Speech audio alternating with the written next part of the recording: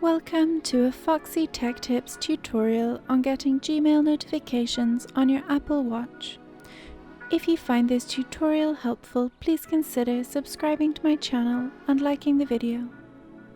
While there is no way of getting the Gmail app on your watch, you can still receive emails from your Gmail account to your watch via the default Mail app on your iPhone.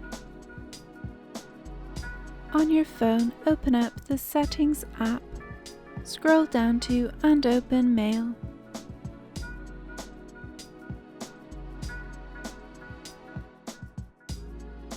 In the Mail settings, tap on Accounts.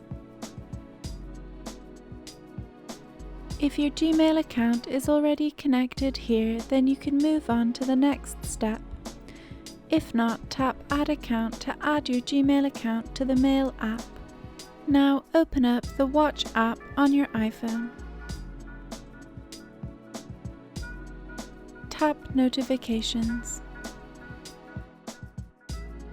Scroll down to and open Mail.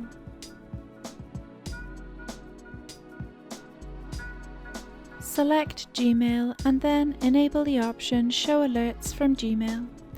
You can choose whether to receive sounds or haptic alerts for new emails.